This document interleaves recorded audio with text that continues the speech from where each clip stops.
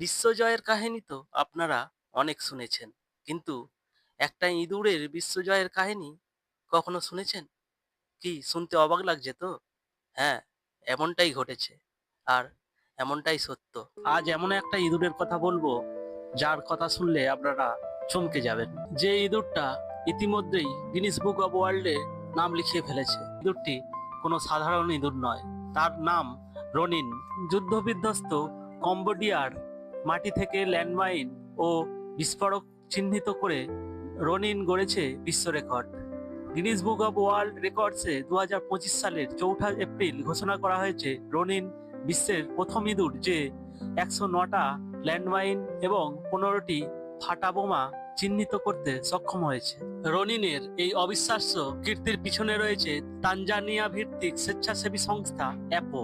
এই সংস্থা African giant pouch rat প্রজাতির ইঁদুরদের বিস্ফোরক চিহ্নিত করতে প্রশিক্ষণ দিয়ে থাকে। এই প্রশিক্ষণপ্রাপ্ত ইঁদুরদের বলা হয় হিরো র্যাটস। দক্ষিণ পূর্ব এশিয়ার দেশ কম্বোডিয়া দীর্ঘ সময় ধরে গৃহযুদ্ধের শিকার ছিল।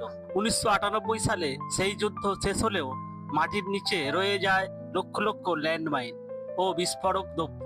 এখনো পর্যন্ত প্রায় 60 লক্ষ ল্যান্ডমাইন ও বিস্ফোরক চিহ্নিত হয়নি বলে জানায় ল্যান্ডমাইন মনিটর। এগুলো প্রতিনিয়ত সাধারণ মানুষের জীবনে ঝুঁকি তৈরি করে চলেছে। রনিনের মতো প্রশিক্ষিত ইঁদুররা হয়ে উঠেছে সাধারণ মানুষের জন্য এক অসাধারণ সহায়ক। ওয়ার্ল্ড রেকর্ডে রনিনের অন্তর্ভুক্তি শুধু একটা ইঁদুরের সাফল্য নয়, বরং প্রাণীদের মানব কল্যাণে ব্যবহারের এক অসাধারণ উদাহরণ। মানব কল্যাণে রনিনের মতো প্রশিক্ষিত প্রাণীদের কার্যকারিতা ভবিষ্যতে আরো বিস্তৃত হতে পারে।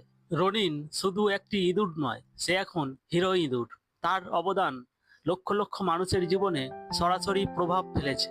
ছোট্ট শরীরের ভিতরে যে বিশাল সাহস বাস করে, তার নিদর্শন হলো রনিন। রনিন প্রমাণ করেছে নায়ক হতে বড় দেহ নয়, দরকার বড় মন আর লক্ষ্য। একটা ইঁদুরও পারে বিশ্ব রেকর্ড গড়তে, জীবন বাঁচাতে। কেমন লাগলো রনিনের এই সাহসিকতার কাহিনী? অবশ্যই জানিও কমেন্ট করে।